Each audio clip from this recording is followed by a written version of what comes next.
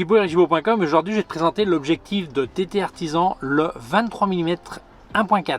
Allez, c'est parti. Alors tout d'abord, merci beaucoup à TT Artisan de m'avoir envoyé cet objectif, car il sort aujourd'hui à la vente, donc il me l'a envoyé avant. Et alors, comme d'habitude, hein, les boîtes chez TT Artisan, c'est du costaud. Alors, c'est un objectif que j'ai reçu avec une monture Fujifilm X, mais il existe pour Sony E, c'est-à-dire la série A5000 et A6000. En Canon M, en Fuji X donc, en micro 4 tiers et en Nikon monture Z. Donc voilà, je vais te raconter un petit peu de quoi ça va. C'est parti, on continue. Alors c'est un objectif 100% manuel, mode manuel, voilà. Alors comme tu vois, il est là, tout joli, tout beau, voilà. Donc il a ici alors c'est tout métal, hein. Regarde, même le capuchon est métal, hein. Tout métal, 100% métal. Comme le 40 mm macro que j'avais essayé, je te laisse le lien là, ok, de chez eux, qui était pas mal, qui avait une autre forme. Je préfère celle-ci que l'autre forme, enfin bon, c'est pas la même utilité non plus, voilà. Alors ici tu as la bague de diaphragme, ça va depuis 1.4 jusqu'à f16. Ok. Ici, tu as la bague de mise au point, puisque comme il est manuel, il n'y a pas d'autofocus, il faut faire la mise au point manuelle.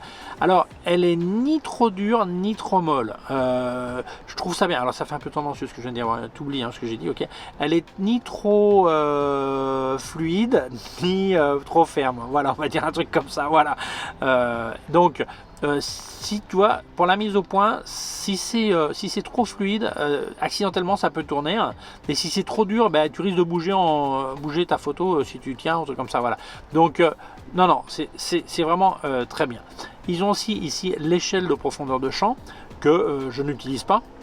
Parce que j'ai plus besoin. Moi n'oublie pas, si tu vas l'utiliser sur un Fujifilm, il faut que tu actives la possibilité de faire des photos sans objectif, puisque comme il est 100% manuel, il n'y a pas de communication avec le boîtier, et donc là tu n'auras pas de problème. Tu actives aussi le focus picking, tu as des petits points qui indiquent où la mise au point est faite, donc c'est assez facile à utiliser, ça reste quand même assez rapide. Évidemment c'est pas pour la photo de super action, sauf si tu fais une pré-mise au point, mais sinon c'est ok. Alors la bague de diaphragme, comme tu peux entendre, elle a des clics, et ça j'aime bien, parce que quand il n'y a pas de communication entre l'objectif et le boîtier, tu n'as pas moyen de savoir à quel F tu es. Donc avec cette manie actuelle de ne pas mettre de clics sur les objectifs, ça fait que tu sais jamais où tu en es. Tandis que là, tu peux écouter clairement quand tu as changé ton diaphragme, tu vois, tu le sens en bougeant, et tu l'entends aussi, voilà. Tu l'entends, c'est léger, hein, donc, mais enfin tu le sens dans les doigts.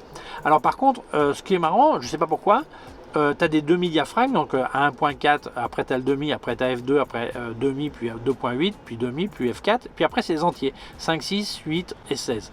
Ils n'ont pas continué sur le demi, peut-être qu'il n'y avait pas de place, enfin bon. Je crois pas que ça soit un problème, mais enfin bon, je signale. Alors un truc un peu surprenant quand même, tu as le 1.4, 2, 2, 8, alors tu as les intermédiaires comme je disais, F4, 5, 6, 8, 16, il n'y a pas le 11. Donc c'est un peu bizarre, ça passe de 8 à 16. Est-ce que c'est un problème? Ça dépend. Moi je m'en suis rendu compte par hasard, parce que j'ai vu que la photo à F16 était beaucoup plus sombre que je pensais. Ça allait pas, quoi. C'est bizarre que tout d'un coup c'est plus sombre. Et en fait je me suis rendu compte qu'il manquait le F11, voilà. Mais je pense que c'est le genre d'objectif que souvent les gens vont utiliser entre 1.4 et F8, donc est-ce que c'est un problème? Je sais pas, mais enfin que tu le saches. Alors l'iris le diaphragme, l'iris a 10 pales, donc ça fait quand même un bokeh. Alors là, donc le bokeh, faut pas confondre bokeh et profondeur de champ. Le bokeh c'est le flou, et ça fait un flou assez crémeux quand même, et les points de lumière assez ronds. Donc j'ai trouvé ça vraiment pas mal. L'objectif est une très bonne qualité. Enfin, je te passe des photos, tu vois. Non seulement en même temps que je parle, je t'amuse avec mes photos. Voilà, pour que tu te donnes une petite idée. Alors la distance minimum de mise au point est de 20 cm. Alors ça c'est super, parce que bon, tu vas pas faire de macro avec, mais du proxy, ce qui peut faire des photos intéressantes, d'être très près et faire un truc de près, c'est toujours pas mal. Bon, c'est peut-être pas l'objectif 23 mm équivalent 35 full frame, c'est peut-être pas l'idéal pour faire ça, mais enfin ça permet de faire de temps en temps des trucs intéressants. Alors le diamètre du filtre c'est 43 mm, voilà. Donc comme je disais, c'était, je sais plus si j'ai dit avant, 23 mm, l'équivalent d'un 35 mm full frame. Donc c'est l'objectif typique de photos de rue, même certains portraits ou certains paysages, trucs comme ça. Donc à ce niveau-là, bien. La construction excellente. Maintenant, quand on regarde ce genre d'objectif, on se pose la question suivante. Le prix et la qualité optique. Et là, c'est marrant parce qu'on se rend compte que la qualité optique, c'est toujours l'exigence première. et après suivant le prix on est moins exigeant sur la qualité optique. Donc le prix, c'est un objectif qui coûte 99 $ il me semble, et qui en euros ça fait dans les 85 €, donc on peut pas pleurer non plus. Maintenant on va voir le côté optique. Alors le côté optique, bon, je trouve que c'est pas mal pour le prix. Alors c'est vrai, si on regarde pas prix on va dire ouais mais il y a beaucoup mieux. Oui mais il y a mieux, mais si tu mets le prix, voilà.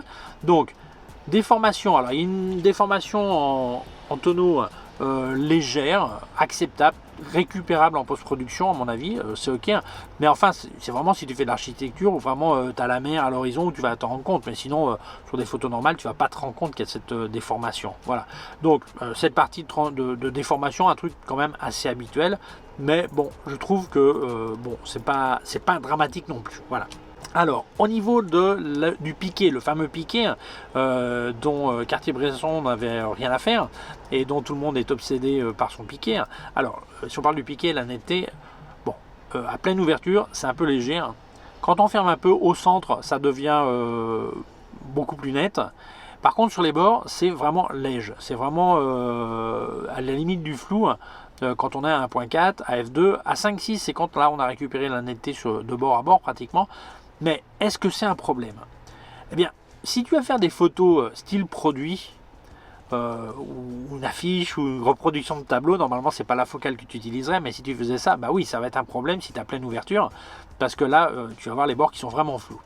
Par contre, si tu veux utiliser comme le feront les 3/4 des gens, c'est-à-dire un paysage, normalement tu fais pas un paysage à 1.4, de la photo de rue, bah, même si tu fais la photo de rue à 1.4, normalement ça sera parce que tu as un sujet qui est net et le reste est flou.